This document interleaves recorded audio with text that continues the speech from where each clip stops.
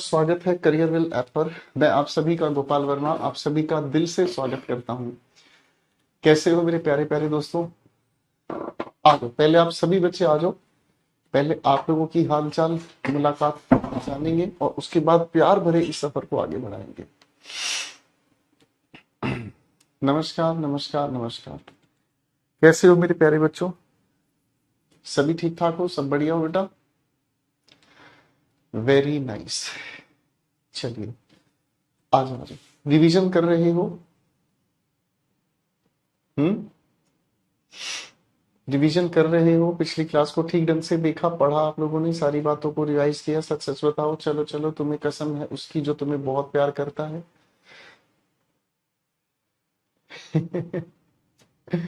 डोले दिखा दो सर। ले भाई, इतने हैं नहीं, मैं तो छोटा मोटा सा टीचर हूँ। आप सभी के सभी बच्चे आ जाओ फटाफट से, फिर आपके साथ मिलकर पढ़ाई शुरू करेंगे। बेटे आ जाओ। तो मेरे प्यारे प्यारे दोस्तों, हम लोगों ने पिछली क्लास में पढ़ते पढ़ते एक बहुत प्यारी बात को समझने की कोशिश की थी। और वो प्यारी बात कहाँ थी, मैं थोड़ा सा आप लोगों को रिवाइज करा देता हूँ। वो प्यारी सी बात हमारी थी प्रेजेंट परफेक्ट के बारे में। किसके बारे में थी वो प्यारी सी बात हमारी? प्रेजेंट परफेक्ट के बारे में, है ना? और हम लोग समझने का काम कर रहे हैं अब आपके साथ मिलकर present perfect versus past indefinite, है ना दोस्तों? प्रेजेंट परफेक्ट और पास्ट इंडेफिनिट के बीच का हमें फर्क आपके साथ मिलकर समझना है। ठीक है, तो चलिए एक बार मुझे आप याद दिला दीजिए कि हम प्रेजेंट परफेक्ट टेंस का यूज कहाँ करते हैं। चलो चलो, मैंने आपसे पूछा प्रेजेंट परफेक्ट का यूज हम कहाँ करते हैं, जल्दी से बता दो।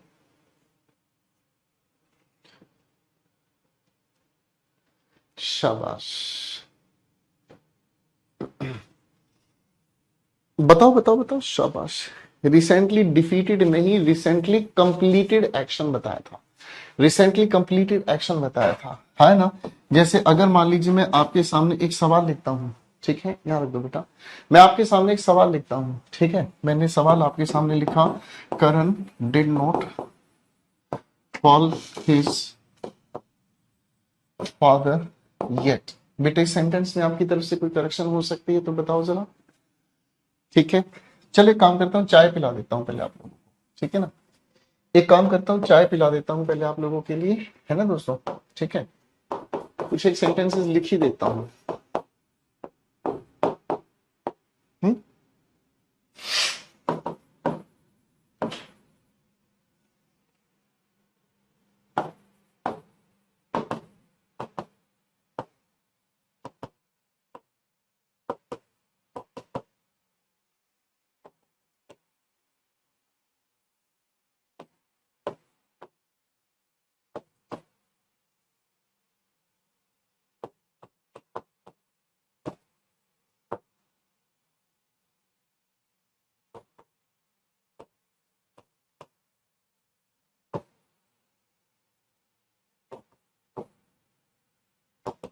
चलो चलो चलो, इन सभी सेंटेंसेस को ठीक करने की कोशिश करो।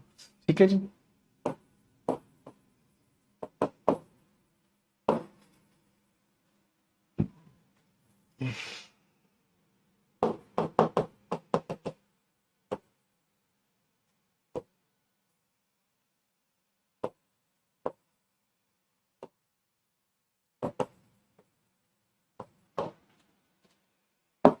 चाय पिला रहा हूं, ठीक है, और बड़े ध्यान से पढ़ना है। फाइन। चाय पिला रहा हूं इन क्वेश्चंस में, और आपको बड़े ध्यान से पढ़ना है। ठीक है, मुस्कुरा क्यों रहे हो, कुछ गड़बड़ है सर? बड़ा ध्यान से देखता है शैतान। पहले सेंटेंसेस पढ़ो फिर मजा आएगा, ठीक है? चलो भाई।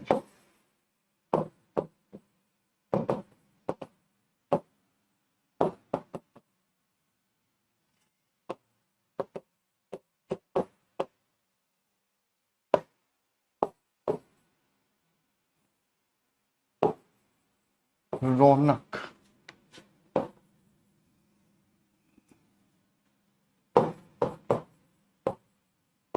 has sold his car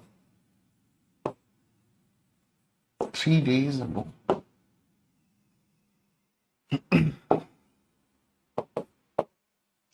India is become independent.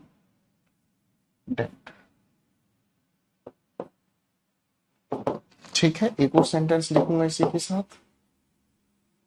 Gandhi has launched the सत्याग्रह। ठीक है मेरे बच्चों, और ये जो डिफरेंस है हम समझने की कोशिश कर रहे हैं, ये जो डिफरेंस है यानी कि कंपैरेटिव एनालिसिस हम पढ़ने की कोशिश कर रहे हैं किस चीज के बारे में, चलो आगे लिखेंगे। पहले एक बार आप इन सारे सेंटेंसेस को ठीक करके दिखाओ, सारे बच्चे इन सेंटेंसेस को ठीक करके दिखाओ। चलो रे मेरे बाबा,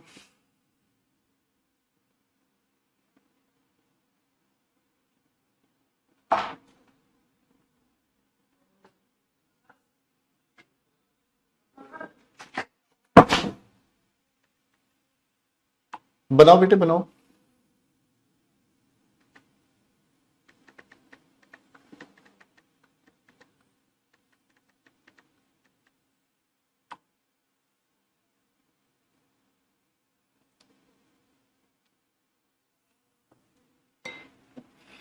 बनाओ।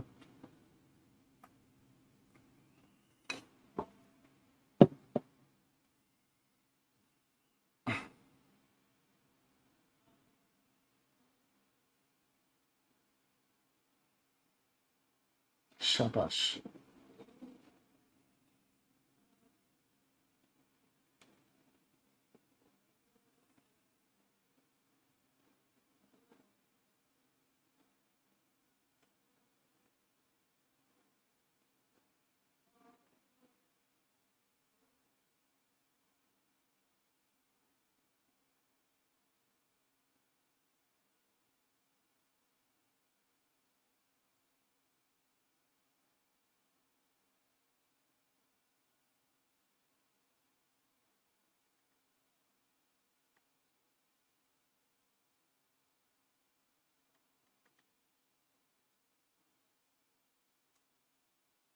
चलो बेटा, अब आपके सामने इन सभी लिखे हुए सवालों के अंदर एक बहुत ही प्यारी चीज, बहुत ही प्यारा कॉन्सेप्ट छिपा हुआ है। अगर ध्यान से देखा तो वो आपको समझ आएगा। आओ मेरे बच्चों, क्या है ये कहानी, ध्यान से समझते हैं। भाई हम लोगों ने, एक बार मैं इस चीज को आगे लिख देता हूं, हम लोगों ने पिछली क्लास में एक बहुत खूबसूरत सी बात को समझने का काम किया है। और वो खूबसूरत बातचीत क्या है, हम लोगों ने समझने का काम किया प्रेजेंट के परफेक्ट टेंस की, प्रेजेंट के परफेक्ट टेंस की। हमने चैलेंज को समझने का काम किया पास्ट के इंडेफिनिट टेंस के साथ। ठीक है बेटा, यही हमने समझने का काम किया है ना। तो भाई इस प्रेजेंट परफेक्ट की अगर हम बात करते हैं तो ये बताने का काम करता है क्या चीज, रिसेंटली कंप्लीटेड एक्शन के बारे में, है ना। किस चीज के बारे में बताता है, एक ऐसा एक्शन जो अभी अभी कंप्लीट हुआ है ना दोस्तों। मैंने क्या कहा, फिर से सुनो, एक ऐसा एक्शन जो अभी अभी कंप्लीट हुआ है उसे हम कहते हैं क्या, रिसेंटली कंप्लीटेड एक्शन। ठीक है, इसमें कोई दिक्कत नहीं है, अरे बोलो हाँ, क्लियर है। अब इस हिसाब से अगर मेरे बच्चे सभी ध्यान से समझेंगे पहले क्वेश्चन को, Karan did not call his father yet. इस येट को लेकर हमने तीन बातों को समझा था। सबसे पहले तो इसकी जो अरेंजमेंट है वो सेंटेंस के आखिर में हमें चाहिए, बोलो हाँ। दूसरी बात हमें ये समझ में आती है कि इस येट की वजह से हम लोग सेंटेंस को नेगेटिव प्रेफर करते हैं, दूसरी बात हो गई भाई। तीसरी बात, अब तक करण ने अपने पिता को फोन नहीं किया है, यानी कि ये रिसेंटली कंप्लीटेड एक्शन पर आती है बात। तो डिड और कॉल को हटाकर हम लोगों ने लिख दिया क्या चीज, Karan has not called his father yet. Karan has not called his father yet. Clear है ना। ठीक है बेटा, अगली बातचीत को समझते हैं। नमन रिसीव्ड द लेटर जस्ट। तो आपने इस लिखे हुए सेंटेंस के अंदर दो, सबसे पहले तो बाय नाउ, क्योंकि नाउ समय की जानकारी दे रहा है तो हम लोगों को इस बाय नाउ को सेंटेंस के आखिर में रखना होगा। दूसरी बात हमें समझ आई कि हम इसे बताने का काम करेंगे किसमें भाई, प्रेजेंट के परफेक्ट टेंस में। तो प्रेजेंट को बता रहा है हैज और परफेक्ट को बता रहा है ये थर्ड फॉर्म ऑफ वर्ब यानी कि सोल्ड। ठीक है बेटा, तो करेक्ट आंसर क्या लिखा मैंने, she has sold her problems of maths by now. Clear है दोस्तों, कोई दिक्कत तो नहीं, हाँ या ना। ठीक है, ये भी बात सही है। फाइन। अब एक बार जरा दोस्तों इस क्वेश्चन को ध्यान से देखते हैं। राखी हैज विजिटेड हर अंकल। अब अगर मैं इस बात को यहां से यहां तक पढ़ता हूं तो मुझे समझ में आया कि राखी ने अपने अंकल को अभी अभी विजिट किया है। क्या समझ आया मेरे बच्चे? राखी ने अपने अंकल को अभी अभी विजिट किया है। मुझे ये बात यहां पर समझ आई। बोलो हाँ, ठीक है ना मेरे दोस्तों? राखी ने अपने अंकल को अभी अभी विजिट किया है। लेकिन जैसे ही मैंने इस चीज को देखा, ये क्या लिखा है? आप कहोगे ये लिखा है सर यस्टरडे, यानी कि वो दिन जो बीत गया। तो जो दिन बीत गया है वो अभी अभी नहीं है। मैंने क्या कहा? जो दिन बीत गया है वो अभी अभी तो नहीं है, यानी कि इस बात में तो कॉन्ट्रडिक्शन है। अरे हाँ, है ना? जो दिन बीत गया है वो अभी अभी नहीं है। जो दिन बीत गया वो दिन अपने आप में पास्ट का स्पेसिफिक टाइम है। क्या है मेरे बच्चे? वो है अपने आप में पास्ट का स्पेसिफिक टाइम। तो भाई अगर पास्ट इंडेफिनिट की हम जानकारी ले तो पास्ट इंडेफिनिट हमें बताने का काम करता है किस चीज के बारे में? यह हमें बताने का काम करता है भाई किस चीज के बारे में? पास्ट के स्पेसिफिक टाइम के बारे में। ठीक है बच्चे? अब पास्ट के स्पेसिफिक टाइम को आप कैसे बता सकते हैं? मैंने कहा पास्ट के स्पेसिफिक टाइम को आप कैसे बता सकते हैं? पास्ट के स्पेसिफिक टाइम यानी कि वो समय जो पास्ट में बीत गया, जिसका प्रेजेंट से कोई लेना देना नहीं है। भाई जो पास्ट के समय में बीत गया, आप उसे पास्ट के किसी भी डे के साथ, किसी भी डेट के साथ, किसी भी मंथ के साथ, किसी भी ईयर के साथ, हो सकता है आप जो कल का दिन बीत गया उसके लिए यस्टरडे कह दीजिए, है ना भाई? इसी के लिए अगर आप कहो तो जो कल की रात बीत गई, लास्ट नाइट। भाई जो कल का सप्ताह बीत गया, लास्ट वीक। भाई लास्ट ईयर, है कि नहीं? अरे बोलो हाँ, ठीक है भाई, लास्ट ईयर। जो आपका समय बीत गया, दिन महीने साल गिनकर आप कह सकते हैं अगो, 3 days ago, 4 weeks ago, 3 years ago। ठीक है ना भाई? 2 months ago, यानी कि वो समय जो बीत गया। ठीक है बेटा? आप इसी की जगह ऐसा भी कह सकते हैं इन अर्ली ईयर्स, यानी कि जो वर्ष बीत गए उन पुराने वर्षों में ऐसा कुछ होता था, है ना? चलो एक एग्जाम्पल लिख रहा हूं, ध्यान से समझने की कोशिश कीजिएगा। मैंने एक सेंटेंस आपके सामने लिखा, Mohan has Mohan has attempted the paper on 2nd January 2021। आप इसे क्या कहोगे बेटा? अब देखो ध्यान से, चीजों में बातों को बड़े ध्यान से समझना। मैं अगर इस लिखे हुए सेंटेंस को सिर्फ यहीं तक पढ़ता हूं तो इसे देखा मैंने, हैज प्रेजेंट की जानकारी दे रहा है, अटेम्प्टेड थर्ड फॉर्म है, तो प्रेजेंट का परफेक्ट टेंस होगा। बोलो हाँ। प्रेजेंट परफेक्ट किसकी जानकारी देता है? रिसेंटली कंप्लीटेड एक्शन की। देखो मेरे बच्चों क्या लिखा है, वो एक्शन जो अभी अभी हुआ है, किसकी जानकारी देता है? जो एक्शन अभी अभी हुआ है ना? लेकिन जैसे ही इस लिखे हुए सेंटेंस को, मेरे प्यारे दोस्त, मैंने जैसे ही इस लिखे हुए सेंटेंस को आगे पढ़कर देखा तो मुझे इसे देखते ही ये समझ में आया कि ये जो बात मेरे सामने कही है ऑन 2nd January 2021, ये तो अपने आप में एक ऐसी डेट है जो क्या बता रही है? पास्ट का स्पेसिफिक टाइम। और पास्ट के स्पेसिफिक टाइम को कौन से टेंस में बताते हैं हम? पास्ट इंडेफिनिट में। तो भाई इसी की वजह से हम लोगों को इस हैज को हटाकर सिर्फ अटेम्प्टेड, यानी कि जो कि सेकंड फॉर्म ऑफ वर्ब हुई, और सेकंड फॉर्म ऑफ वर्ब किसकी जानकारी देता है मेरे बच्चे? हमें देता है जानकारी पास्ट इंडेफिनिट की। ठीक है बेटा? किस चीज की जानकारी देता है? पास्ट इंडेफिनिट की जानकारी देता है। ठीक है बेटा? पास्ट परफेक्ट बेटा अभी करा नहीं है, अभी कराऊंगा। ठीक है ना? देखो मेरे बच्चे, अभी सुनो, एक बात ध्यान रखना। मैंने आपको पहले दिन एक चीज बताई थी। क्या चीज बताई थी? आप इसे केवल तब पा सकते हैं जब आपके दिमाग में एक तो बात ये बैठ जाए कि रिवीजन बहुत ज्यादा जरूरी है। 1 बार 2 बार 10 बार जब भी समय मिले रिवीजन जरूर करो। और दूसरी जो इंपॉर्टेंट चीज है मेरे दोस्तों वो है पेशेंस। ठीक है जी? अगर आपके अंदर पेशेंस नहीं है मेरे प्यारे बच्चे, अगर आपके अंदर पेशेंस नहीं है तो बस इस बात को ध्यान रखिएगा, बिना पेशेंस के, मैं फिर से कह रहा हूं, बिना पेशेंस के मेरे बच्चे मैं आपको कुछ भी नहीं सिखा पाऊंगा। ठीक है? मुझे भी पता है पास्ट परफेक्ट टेंस आपको बताना है, लेकिन मेरे बच्चे बताऊंगा तो मैं आपको तब ना मेरे बेटे, बताऊंगा तो मैं आपको तब ना जहां उसकी जरूरत होगी। ठीक है, तो आप मुझसे आगे आगे भाग कर गिर जाओगे। ठीक है, हाथ जोड़ के रिक्वेस्ट है। ठीक है, ऐसा तो नहीं है ना भाई, टेंस टेंस आपको अधूरा पढ़ा के छोड़ूंगा। ठीक है ना, अभी टेंस बहुत पढ़ना है, पिक्चर अभी बाकी है मेरे दोस्त। ठीक है, तो भाई हाथ जोड़ के रिक्वेस्ट है, प्लीज पेशेंस रखें और अच्छे से सब्र रखकर हर चीज को सुने और समझें। ठीक है ना बच्चों। और भाई जिनसे पेशेंस नहीं रखा जा रहा, ठीक है ना, वो एक काम करो, गुलाब जामुन खाओ। ठीक है ना, गुलाब जामुन खाओगे ना तो थोड़ी थोड़ी देर में आपको बड़ा अच्छा लगेगा और आपका मन करेगा कि टीचर को सुन लें। यहां तक बात समझ में आ गई बेटा? अरे बोलो हाँ, यहां तक बात समझ में आ गई। अब अगर यहां तक बात समझ में आ गई है तो भाई इन क्वेश्चंस को अब हम सोल्व करने की कोशिश करेंगे।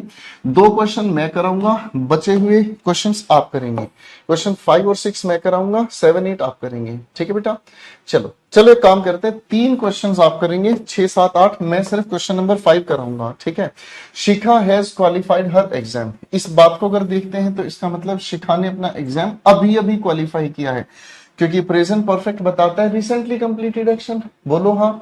लेकिन जैसे ही हमने देखा क्या लिखा है, इन 2009, यानी कि 2019 की अगर बात कही है तो ये वर्ष तो बीत गया है ना। अब अगर ये वर्ष बीत गया है तो पास्ट का स्पेसिफिक ईयर, इस हैज को हटाओ, सेकंड फॉर्म ऑफ वर्ब जो कि बताने की कोशिश कर रहा है किस चीज के बारे में भाई, जो कि बताने की कोशिश कर रहा है पास्ट इंडेफिनिट। तो सारे बच्चे अब टूट पड़ो क्वेश्चन 6 पर, क्वेश्चन 7 पर, क्वेश्चन 8 पर। चलो रे बाबा, आंसर बनाने का ही, चलो रे बाबा, फटाफट से आंसर बनाने का ही।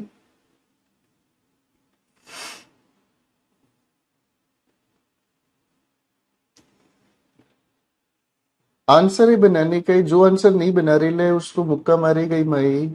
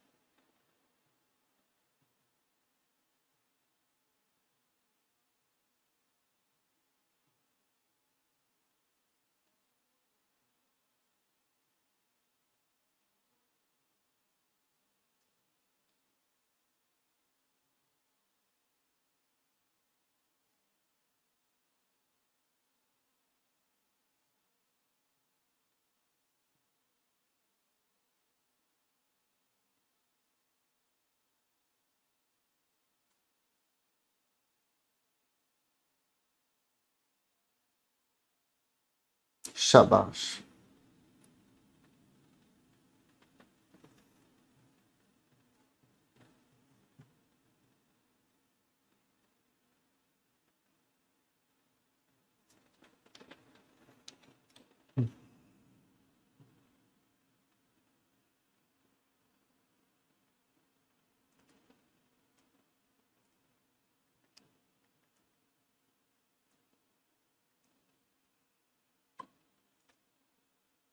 शाबाश, बिल्कुल ठीक पहचाना, बहुत अच्छी कोशिश है भाई, बच्चों ने दिमाग लगाया, मुझे बड़ी अच्छी लगी ये आप लोगों की बात है जी। सेंटेंस लिखा है, रौनक है सोल्ड हिज कार। ठीक है जी, रौनक ने अपनी प्रेजेंट परफेक्ट होने की वजह से गाड़ी अभी अभी बेची है, लेकिन जैसे ही आगे हमने लिखा हुआ देखा क्या चीज, 3 days अगो, 3 दिन पहले की है ये घटना, यानी कि 3 दिन पहले पास्ट का स्पेसिफिक टाइम हो गया। तो भाई इस हैज को हटाकर सिर्फ और सिर्फ हम सोल्ड का ही यूज करेंगे।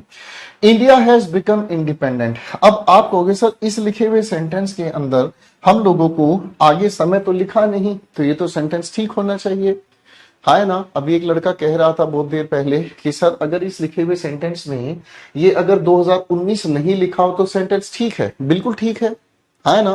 अगर यहां 2019 नहीं लिखा है मेरे बच्चे, आपका सोचना बिल्कुल सही है, लेकिन प्रॉब्लम क्या है, पेशेंस नहीं है। मैं ये चीज आपको आपके बिना पूछे भी बताऊंगा, आप पेशेंस तो रखना सीख मेरे भाई। अगर इस लिखे हुए सेंटेंस में यहां पर इन 2019 नहीं लिखा, ठीक है, अगर इस सेंटेंस में यहां 2019 नहीं लिखा तो ये सेंटेंस अपने आप में मेरे प्यारे बच्चे, ये सेंटेंस अपने आप में बिल्कुल ठीक हो जाएगा, इसको छेड़ने की हमें कोई जरूरत नहीं है ना। बोलो हाँ। लेकिन हमारे इस लिखे हुए सेंटेंस के अंदर यहां 2019 लिखा हुआ है। ठीक है भाई। अब इस सेंटेंस में हमने तो कुछ ऐसा देखा नहीं, तो क्या करें, है भाई। तो आप कहोगे अरे सर इस लिखे हुए सेंटेंस में भले ही समय नहीं लिखा, लेकिन हमें ये चीज तो लेकिन हमें ये चीज तो देखते ही पता चल रही है कि ये घटना 1947 की है। अरे भाई हाँ है ना, ये घटना 1947 की है, हमें पता है ना। भले ही इसका दिन समय वर्ष नहीं लिखा, लेकिन हमें पता है। गुरुजी क्या बात कर रहे हो, अगर 1947 लिखा नहीं है, हमें पता है, तो यहां पर पास्ट इंडेफिनिट टेंस ही आना चाहिए ना भाई। अरे बोलो हाँ। बिल्कुल यही लॉजिक अगले सेंटेंस में है। गांधी हैज लॉन्च द सत्याग्रह, है ना। ठीक है, गांधी हैज लॉन्च द सत्याग्रह। अब इसका मतलब तो प्रेजेंट परफेक्ट होने का मतलब ये एक्शन रिसेंटली कंप्लीटेड है। इसका मतलब तो ये समझ में आ रहा है कि भाई गांधी ने अभी अभी सत्याग्रह लॉन्च किया है। लेकिन आप जानते हैं कि सत्याग्रह लॉन्च करने की जो घटना थी वो 1917 की थी। अरे बोलो हाँ। तो भाई इसका मतलब यहां से हमें पास्ट परफेक्ट की ही जानकारी इसको देनी होगी। क्लियर है भाई, यहां तक की बात क्लियर है मेरे बच्चों। अरे हाँ है ना। ठीक है भाई, चलो जी। इन आखिरी के दोनों सेंटेंसेस को देखकर एक बात समझ में आ गई क्या, कि सर हम जितने भी हिस्टोरिकल फैक्ट्स बताते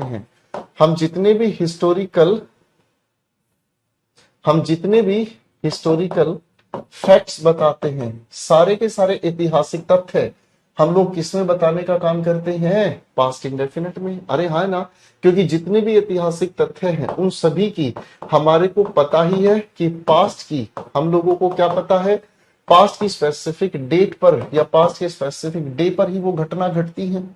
क्या मैं ठीक कह रहा हूं दोस्तों, हाँ या ना। भाई इतिहास में तो हमने यही पढ़ा है कि एक स्पेसिफिक डे पर, टाइम पर घटनाएं घटती हैं, उसी चीज को बताया जाता है। क्लियर है बेटे, बता दो जरा। क्लियर है बेटा, चलो ये बात समझ में आ गई। ठीक है, मजेदार बात हो गई भाई, हाँ है ना। अब एक सवाल और उठ रहा है आपके दिल में, जो अभी तक आपने पूछा नहीं है पर पूछना चाह रहे हो।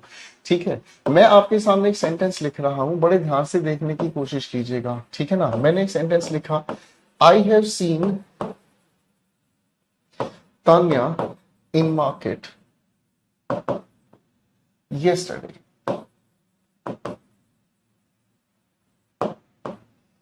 ठीक है भाई, मैंने एक सेंटेंस आपके सामने लिखा। ठीक है, मैंने आपके सामने एक सेंटेंस लिखा।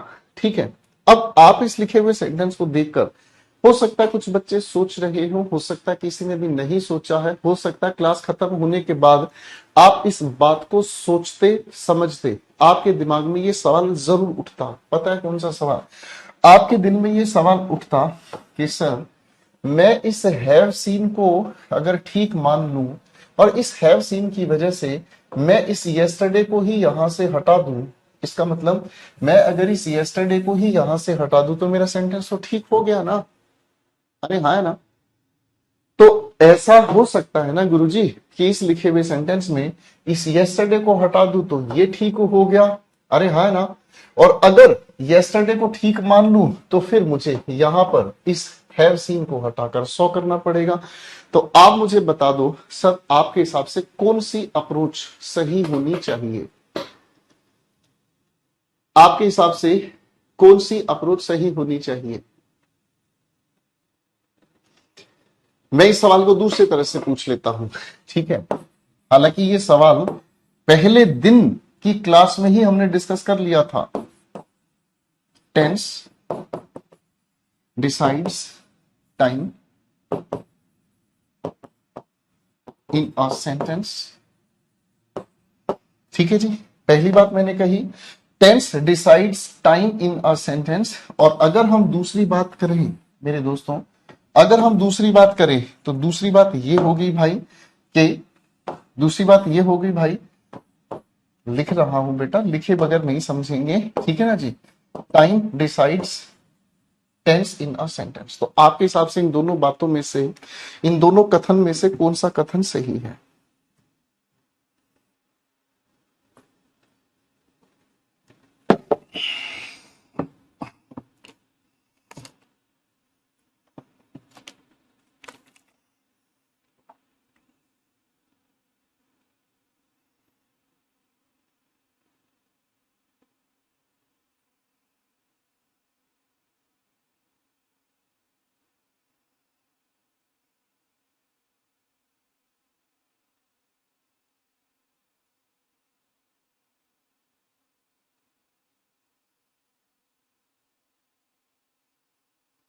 शाबाश।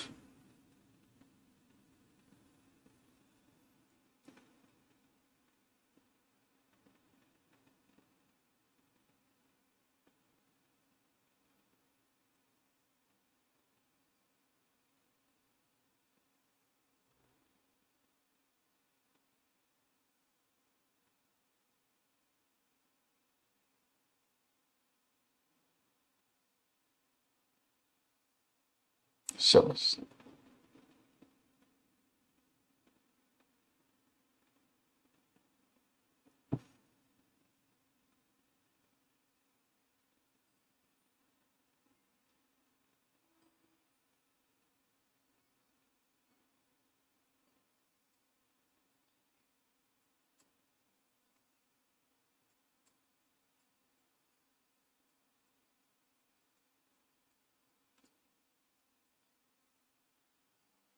शाबाश।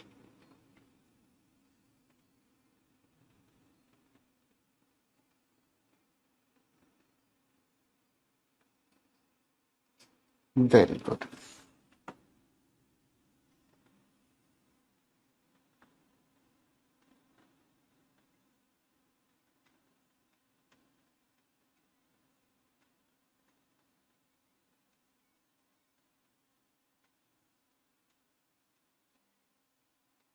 चलो बेटा, अब आपने बिल्कुल सही इस बात को समझा। आपको याद होगा पहले दिन की क्लास में हम लोगों ने इस बात को समझा था कि टाइम एक बड़ा एस्पेक्ट है जबकि टेंस एक छोटा एस्पेक्ट है ना। टाइम अपने आप में एक बहुत बड़ा फिनोमेनन है क्योंकि स्टेट ऑफ चेंज है, हर समय परिवर्तन हो रहे हैं। लेकिन अगर इसी समय के किसी पॉइंट पर मैं आपसे पूछ लूं कि इस पर्टिकुलर पॉइंट पर आप क्या कर रहे थे, तो आप उस पॉइंट को जब बताओगे वो टेंस कहलाता है ना। तो इसी की वजह से हमारी दूसरी स्टेटमेंट बिल्कुल सही है। टाइम डिसाइड करता है किसी लिखे हुए सेंटेंस में टेंस कौन सा यूज हो, है ना। तो इसका मतलब ये समझ में आया कि हम इस टाइम को नहीं छेड़ेंगे। मैंने क्या कहा, हम इस टाइम को नहीं छेड़ेंगे। इस टाइम को हम बिल्कुल ठीक मानते हैं, इसको हमें छेड़ने की जरूरत नहीं है ना। और हम इसी की वजह से क्या करने वाले हैं, हम इसे बिल्कुल ठीक मानेंगे और इसी की वजह से हम क्या करेंगे, टेंस को ठीक करेंगे। ठीक है, बात समझ में आ गई। तो आपके दिमाग में ये गलत फहमी आ रही थी धीरे धीरे, लेकिन हमने इसको ठीक कर दिया। आपके दिमाग में ये गलती आ रही थी कि सर इस 2019 को हटाकर हम प्रेजेंट ईयर लिख दें तो फिर क्या होगा, हाँ या ना। मेरी बात समझ रहे हैं? तो भैया कभी भी टाइम को मत छेड़ना। ये टाइम बताने वाले शब्द होते हैं हमारे, जो टाइम वर्ड्स हैं, की वर्ड्स हैं, इनको कभी नहीं छेड़ा जाता। हम तो इनकी वजह से टेंस को यानी कि फॉर्म ऑफ वर्ब को ठीक करते हैं। ठीक है ना, ठीक है बेटा, है ना। हम टाइम की वजह से किसको चेंज करने की कोशिश करते हैं, टेंस को। टेंस का मतलब क्या हुआ, फॉर्म ऑफ वर्ब। ठीक है बेटा, अब डाउट क्लियर हो गए सारे। चलो चलो मुस्कुरा कर दिखाओ फटाफट से, फिर सबके लिए ब्रेड पकौड़ा मंगवा रहा हूं। चलो चलो चलो। यहां तक की बात के सारे डाउट्स क्लियर हो गए। चलो चलो रे बाबा, फटाफट से बताने का। ए बिडू लोग, मजा आएगा ना। बस पेशेंस के साथ हर चीज समझो, अच्छी लगेगी हर चीज समझनी। ठीक है ना। और एज अ टीचर मुझे हर चीज को बहुत प्यार से एक सीक्वेंस में ही आपको बताना होगा। ठीक है, सीक्वेंस में समझोगे मजा आएगा, वरना तो उलझ जाओगे, कोई फायदा नहीं होगा बेटा। ठीक है, अब चलो एक बात और बताता हूं मेरे बच्चों आप लोगों को। ठीक है ना, एक खूबसूरत सी बात आप लोगों को बताता हूं। इस बात को ध्यान से समझना है। ठीक है, इस बात को ध्यान से समझना है। लो भाई देखो, ये हमने आपके सामने लिख दिया क्या चीज, लैंग्वेज। क्या लिख दिया मेरे दोस्तों, ध्यान से पढ़ो इसको। इसे हम कहते हैं मेरे भाई लैंग्वेज। ठीक है ना। अच्छा जी, चलो अब इसके बारे में थोड़ा सा ना विश्लेषण करते हैं मजेदार तरीके से। ठीक है ना। देखो मेरे बच्चों, इस लैंग्वेज की अगर हम बात करें, इस लैंग्वेज की अगर हम बात करें, तो लैंग्वेज के अपने दो रूप हैं। दिखाई नहीं दे रहा है सर, आंखें तो खोलो बेटा। लैंग्वेज लिखा है मैंने। ठीक है, इस लैंग्वेज के दो रूप होते हैं। मैंने क्या कहा, इस भाषा के दो रूप होते हैं। भाई कौन से रूप होते हैं बेटे, मन में आएगा, आपके सवाल आएगा कि भाषा के दो रूप होते हैं। एक रूप हो गया फॉर्मल, एक हो गया इनफॉर्मल। चलो बेटा, सारे बच्चे मुझे बताओ, फॉर्मल को हिंदी में क्या कहते हैं, इनफॉर्मल को हिंदी में हम क्या कहते हैं? सर मैं आज तक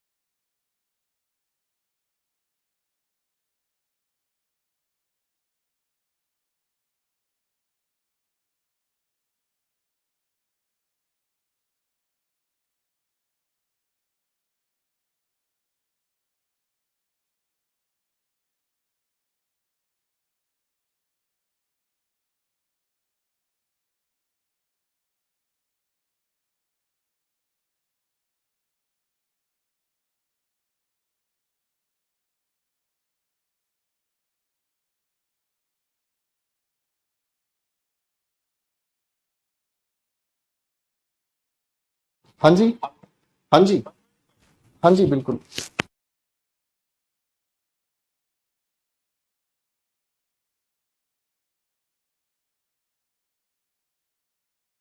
आओ बच्चों आगे चलने का काम करते हैं, ठीक है ना। तो इनफॉर्मल होने के आधार पर कभी कभी आपसे ये सवाल पूछ लिए जाते हैं, ठीक है ना। सबसे पहली बात क्या हो गई, सबसे पहली बात हो गई भाई हमारी क्या चीज, सबसे पहली बात हो गई हमारी कमेंट्री। क्रिकेट सभी लोग देखते हैं, कमेंट्री की स्पेलिंग लिख लीजिएगा, ठीक है जी। कमेंट्री की स्पेलिंग ध्यान से लिख लीजिएगा, ठीक है ना। कभी कभी होता है आप जब क्रिकेट देख रहे होते हैं तो क्रिकेट की कमेंट्री को ध्यान से सुना करो। क्रिकेट की कमेंट्री के अंदर बताया जाता है लाइव एक्शन, क्रिकेट की कमेंट्री में बताया जाता है आप लोगों को क्या चीज, लाइव एक्शन। लेकिन इस लाइव एक्शन को बताने के लिए हम प्रेजेंट कॉन्टिन्यूस का नहीं, हम प्रेजेंट इंडेफिनिट टेंस का यूज करते हैं। किसका यूज करते हैं, प्रेजेंट कॉन्टिन्यूस का नहीं, हम प्रेजेंट इंडेफिनिट टेंस का यूज करते हैं, ठीक है। चलो एक सिचुएशन क्रिएट करता हूं, फाइन। सिचुएशन ये है, विराट कोहली बैटिंग पर है, ठीक है। विराट कोहली बैटिंग पर है, फाइन। सामने बॉलर बॉल डाल रहा है ना। पूरा पेवेलियन भरा हुआ है ना। पूरा पेवेलियन भरा हुआ है, सारे के सारे लोग देखने के लिए चिल्ला रहे हैं, ठीक है। कोहली छक्का, कोहली छक्का, कोहली छक्का। ये वो नहीं कह रहा हूं जो तुम समझ रहे हो, मेरी भाषा इनफॉर्मल है, इसका एम्बिगुअस मीनिंग है। आपको एक ऐसा मीनिंग भी समझ में आ रहा है जो मैं बोल ही नहीं रहा, ठीक है ना। तो कोहली बैटिंग के लिए खड़ा हुआ है, ठीक है। सामने बॉलर बॉल डालने वाला है, तभी कोहली ने आगे बढ़ा और अचानक से शॉट मारा और शॉट मारते ही बॉल बाउंड्री के पार। भाई आप इस सेंटेंस को अंग्रेजी में कैसे बोलता हुआ सुनोगे, there goes another six, there goes another six, ऐसे ही बोलते हैं। अरे हाँ है ना। अब ध्यान से समझना, छक्का हवा में, भाई साहब आपके सामने, भाई साहब आपके सामने, ठीक है जी।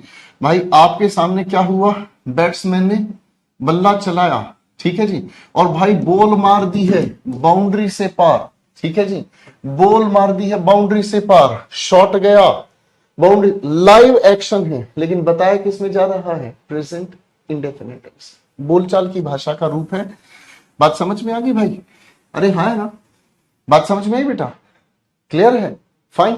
कभी कभी यही कमेंट्री, जैसे मान लीजिए आप चार पांच दोस्त इकट्ठे खड़े हुए हैं, चार पांच दोस्त आप इकट्ठे खड़े हुए हैं, ठीक है। पार्टी में आप बात कर रहे हैं, अचानक से आपको याद आ रहा है यार रोहित नहीं आया। तभी रोहित को देखते ही आप कहते हैं अरे वो आ गया रोहित, हेयर कम्स रोहित, रोहित आ रहा है, रोहित आ रहा है, ठीक है जी, ठीक है। ऐसे लिखे हुए सेंटेंसेस अधिकतर हम लोगों को हेयर या देयर से ही लिखे हुए मिलते हैं। मैंने क्या कहा, ऐसे लिखे हुए सेंटेंसेस हमें अधिकतर हेयर या देयर से ही देखने को मिलते हैं, ठीक है भाई। आओ भाई दूसरी कैटेगरी से मिलते हैं, ठीक है। आओ मेरे बच्चों दूसरी कैटेगरी से मिलते हैं। अब ध्यान से समझना, एक बात तो है, एक बात तो है, करियर विल की वजह से कई लड़के लड़कियां बच गए। पता है कैसे, करियर विल की वजह से कई लड़के लड़कियां बच गए। क्यों, क्योंकि करियर विल जब नहीं था तो बहुत सारे जो लड़के लड़कियां हैं ना, वो सुबह सुबह अपने फोन में लग जाते थे और सुबह से शाम तक भाई, ठीक है, सुबह से शाम तक वो भाई अपने फोन में लगे लगे और उनका सारा दिन ऐसे ही बीतता था। क्या मैं ठीक कह रहा हूं भाई, उनका सारा दिन ऐसे ही बीतता था, है कि नहीं। बात समझ रहे, उनका सारा दिन फोन में बीतता था। पता है कैसे बीतता था, सारा दिन चैटिंग, फेसबुक, व्हाट्सएप, इंस्टाग्राम, है कि नहीं, यही होता था, है ना। तो भाई साहब मम्मी की तरफ से एक प्यारा सा डायलॉग आता, सारा दिन ये हमेशा ही फोन में घुसी रहती है, यही होता था। अरे हाँ है ना। अब इस बात को ध्यान से समझना, यहां से एक नियम आया, क्या चीज, यूं तो हम किसी भी हैबिट को, यूं तो हम किसी भी हैबिट को या रूटीन एक्शन को, मैंने क्या कहा, यूं तो हम किसी भी हैबिट को या रूटीन एक्शन को बताने की जब भी कोशिश करते हैं तो मेरे दोस्तों हम हैबिट या रूटीन एक्शन को बताने का काम करते हैं किसमें, प्रेजेंट इंडेफिनिट में। लेकिन वो कौन सी रूप में, लिखित में, आए ना। लेकिन कभी कभी हम किसी इंसान की हैबिट को या रूटीन एक्शन को ऐसे बताने का काम करते हैं कि हमें बहुत चिढ़ है उस चीज से, हमें उस चीज से चिढ़ है, हम उस चीज को बिल्कुल पसंद नहीं करते, उस सेंस को क्या कहेंगे? उस सेंस को हम कहेंगे डिसअप्रूविंग सेंस। हम उसको क्या कहेंगे बेटा? Disapproving sense. अगर हम उस बात से सहमत नहीं, में अच्छा नहीं लग रहा, तो बोलचाल की वजह से, एसपी का मतलब स्पोकन की वजह से, हम उसे प्रेजेंट कॉन्टिन्यूअस में बताने का काम करते हैं। ठीक है ना? जैसे आपकी मम्मी जी क्या डायलॉग मारती हैं? She is always talking to her friends. और मम्मी जी आपको चिढ़कर कभी कभी ये कहती हैं, ये तो हमेशा ही दोस्तों से बातें करती रहती है ना, इन्हें जीना हराम कर रखा है, सारे टाइम दोस्तों से बातें करती रहती है ना। कभी कभी पापा को भी ऐसे ही सुनने को मिलता है, her father is reading newspaper every morning, है ना। तो पापा जी सुबह सुबह हर रोज न्यूज़पेपर पढ़ते रहते हैं, मम्मी को बड़ी चिढ़ होती है इन चीजों से, है ना। भगवान ही जाने मम्मी, अच्छा मम्मी को मत दिखा देना ये वाली वीडियो, हाँ नहीं तो मम्मी मुझे पकड़ के पीटेगी, कहेगी अच्छा मेरी एक्टिंग आप उतार रहे हो क्लास में, मेरी बेइज्जती कर रहे हो, है ना। ये कलमुहा मास्टर बहुत बुरा आदमी रे तू तो, है ना। हाँ तो मम्मी मम्मी मम्मी पैरी पोना, अगर इनमें से कोई नालायक ये वीडियो आपको दिखा भी रहा है, मम्मी जी नमस्ते, मैं आपकी बहुत इज्जत करता हूँ, ठीक है ना। हाँ ये तो समझाने के लिए मुझे ऐसे ऐसे एग्जाम्पल देने पड़ते हैं, है ना।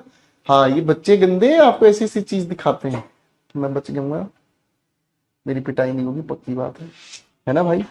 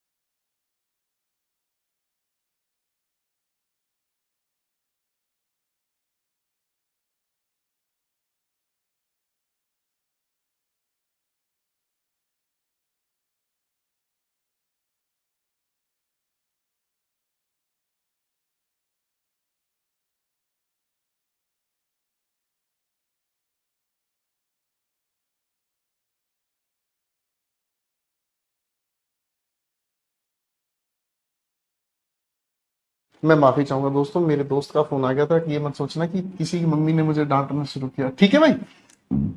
ये बोलचाल में है, ठीक है ना, बोलचाल की वजह से आता है। आओ भाई एक अगली बात समझते हैं।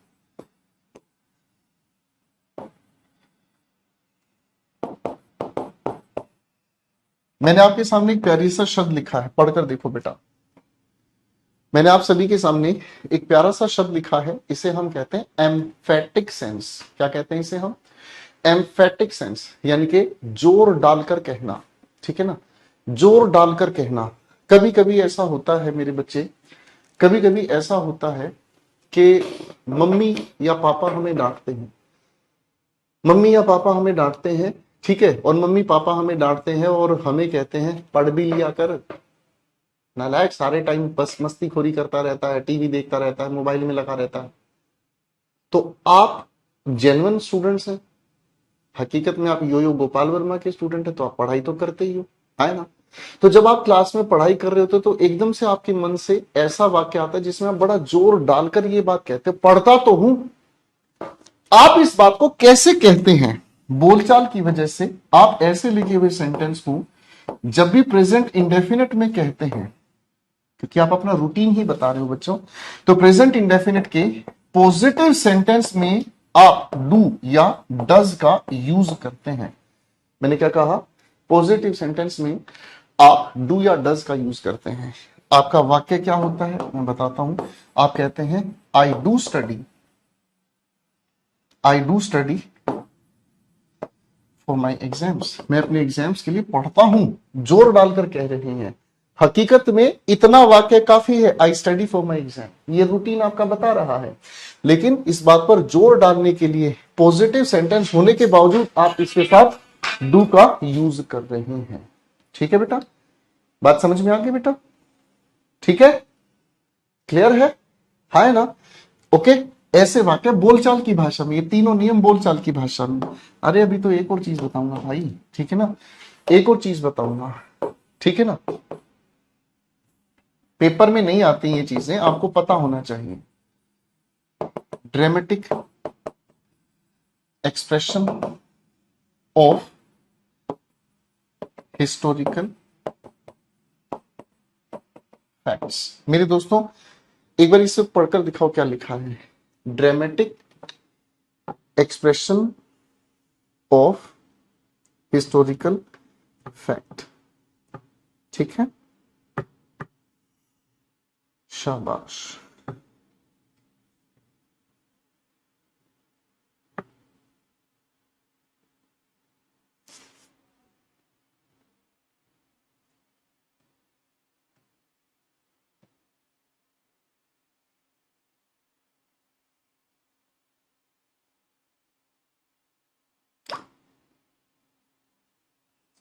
चलो बेटा, बहुत बढ़िया।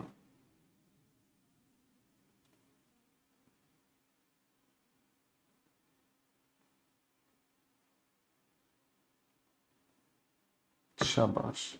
अब इस बात को ध्यान से समझते हैं। यहां क्या लिखा है? ड्रामेटिक, नाटकीय एक्सप्रेशन, अभिव्यक्ति किस चीज की? हिस्टोरिकल फैक्ट्स की। थोड़ी देर पहले हम लोगों ने क्या पढ़ा था कि जितनी भी हमारी हिस्टोरिकल फैक्ट्स है ना, जितने भी हमारे हिस्टोरिकल फैक्ट्स है वो सब पास्ट स्पेसिफिक डे डेट पर होने की वजह से पास्ट इंडेफिनिट में है ना। लेकिन कभी कभी किसी भी ऐतिहासिक घटना को जब हम किसी को बोलकर सुनाते हैं, जब हम किसी को बोलकर सुनाते हैं तो बड़ा नाटकीय तरीका होता है। अरे हाँ है ना। एक एग्जाम्पल ले लेते हैं, ये एग्जाम्पल ले लेते हैं। आपको इतिहास पढ़ाते हैं आपके प्यारे से अभिषेक सर, है ना। अब जब अभिषेक सुमन सर आप लोगों को हिस्ट्री पढ़ाते हैं तो उनके पढ़ाने का जो अंदाज होता है मेरे बच्चे, वो अंदाज इतना नाटकीय होता है, ऐसा लगता है कि जो इतिहास की घटनाएं वो बता रहे हैं वो सारे कैरेक्टर्स आपके सामने जीवित खड़े होकर एक्टिंग कर रहे हैं, है ना। जैसे पढ़ाते हैं टीचर कभी कभी, और मात्र 13 वर्ष की उम्र में ही अकबर भारत के सम्राट बन गए। आपको पता, मात्र 13 वर्ष की उम्र में। और तुम 13 वर्ष की उम्र में क्या कर रहे थे? ससुरे गली के अंदर टायर चला रहे थे साइकिल का। और वो देखो भाई, और वो राजा भी खुद नहीं बने, उन्हें तो बैरम खां आया और उसकी गर्दन पकड़ी, अब तू राजा बन गया, और ये राजा बन गया। देखो अकबर बैरम खां को देख रहा है, मैं राजा बन गया। वो कह रहा हाँ तू राजा बन गया, काट ससुरे की गर्दन। अब गर्दन क्या खा काटे, उसने कभी तलवार नहीं उठाई बेचारे ने। ऑब्जर्व करना बेटा, मेरा आपको इतिहास पढ़ाने का तरीका क्या है, मजा आ रहा है, मनोरंजन हो रहा है ना। तो जब हम किसी को ऐतिहासिक घटनाएं बताते हैं तो नाटकीय तौर पर बताते हैं, और ऐतिहासिक घटनाएं नाटकीय तौर पर जब बताई जाती हैं तो इस चीज के लिए हम प्रेजेंट इंडेफिनिट का यूज करते हैं। किसका यूज करते हैं बेटा? प्रेजेंट इंडेफिनिट का यूज करते हैं, है ना। ठीक है जी, जैसे मैं आपके सामने कहता हूं Akbar ascends the throne. Ascends का मतलब चढ़कर बैठ जाना, थ्रोन का मतलब सिंहासन। ठीक है जी, है ना, बोलचाल की वजह से। अच्छा, सबसे अच्छा इतिहास कौन? सबसे अच्छा इतिहास बताने वाला है हमारे घर में हमारी मम्मी जी। मम्मी जी को जरा छेड़ दो, मम्मी जी को जरा छेड़ दो। मम्मी बड़ी खतरनाक है इस मामले में। आज की वीडियो अगर किसी ने मम्मी को दिखा दी ना, भगवान कसम ध्यान रखना, यहीं से मुक्का फेंक के मारूंगा, जबड़ा हिला दूंगा। ठीक है, हाँ यहीं से मुक्का फेंक के मारूंगा बेटा।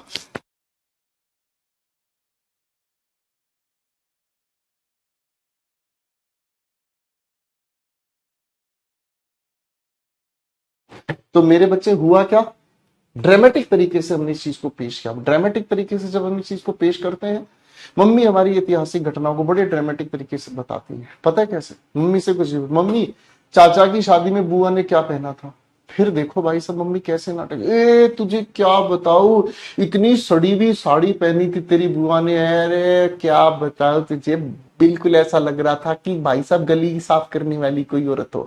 मैं तो तेरी पापा को भी कह रही थी ऐसी बुआ कि भैया भगवान इसको कहीं ना थाले में छोड़ा इसी के। क्या बताऊं तुझे यार, तुझे एक और बात बताऊं तो तेरे जो ताऊ जी की जो बड़ी वाली लड़की थी ना, वो तो भागी रही थी, तो मैंने रोका उसे। तुझे मैं क्या बताऊं बिल्लो, भागी रही थी ससुरी को हमने रोका, बच गई, इज्जत बच गई।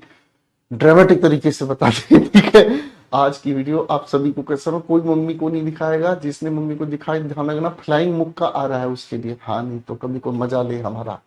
मेरे दोस्तों, हमने स्पोकन यानी कि इनफॉर्मल एस्पेक्ट पर 4 तरीके समझे, एक बार मेरे साथ रिवाइज कीजिएगा। कमेंट्री, दूसरी बात हैबिट, रूटीन, एक्शन को अगर हम गुस्से में, चिढ़कर या नापसंद करके बोलते हैं तो उसे हम प्रेजेंट कॉन्टिन्यूस में बोलते हैं, ठीक है। एम्फेटिक, अपनी बात पर जोर डालने के लिए, अपनी बात पर वजन डालने के लिए हम प्रेजेंट इंडेफिनिट टेंस में डू डस का पॉजिटिव सेंटेंस में भी यूज करते हैं, और कोई भी ऐतिहासिक घटना को ड्रामेटिक तरीके से बताने के लिए हम प्रेजेंट इंडेफिनिट टेंस में ही बताने का काम करते हैं, ठीक है दोस्तों। बात समझ में आ गई मेरे दोस्तों। आज की बात मैं यहीं तक रोकना चाहूंगा। आज मैं थोड़ा सा कंफर्टेबल हूं इतना ही पढ़ाने के लिए, तो अगर आपकी इजाजत हो तो मैं आज इतना ही आप लोगों को पढ़ाना चाहूंगा, ठीक है। मैं आप सभी से एक छोटी सी रिक्वेस्ट करूंगा, पहले यहां तक प्लीज सारी बातों को रिवाइज कर लीजिएगा, अच्छे से पढ़ लीजिएगा, क्योंकि इसके बाद जो हमारा टेंसेस का आगे का डिस्कशन है उसमें हम तीसरे एलिमेंट को शुरू करेंगे, और वो तीसरा एलिमेंट होगा कौन सा, कंपाउंडिंग ऑफ सेंटेंसेस। अभी तक हम 2 लेवल्स पर काम कर रहे थे, पहला हमने पूरा कर लिया यानी कि बेसिक लेवल, दूसरा जिसमें कंपैरेटिव एनालिसिस जो हमारा चल रहा है, चलेगा भी और आगे, ठीक है ना। लेकिन तीसरा लेवल इसके साथ ही हमें शुरू करना होगा, जिसे हम कहते हैं कंपाउंडिंग ऑफ सेंटेंसेस, यानी कि 2 सेंटेंसेस को अलग अलग को जोड़ने का प्रोसेस हमें शुरू करना। लेकिन उसके लिए आपको एक डेलिबरेट रिवीजन की जरूरत है। बिल्कुल पहली क्लास से अपने टेंस को रिवाइज कीजिएगा, ताकि अगली क्लास में बेहद खूबसूरत तरीके से हर चीज को हम समझ सकें। आज हमने नोट्स में क्या पढ़ा है मेरे दोस्तों, आज हमने नोट्स में क्या पढ़ा है दोस्तों, फटाफट से एक बार रिवाइज कर डालो, ठीक है। देखो बेटे, हमें समझना बहुत कुछ होता है, ठीक है, और रिवीजन की हमें बहुत ज्यादा जरूरत है। इन्हें अच्छे से रिवाइज कीजिएगा, इस पॉइंट को ध्यान रखना, ये आगे बहुत जगह मदद करेगा, ठीक है बेटा। आज के लिए इतना ही।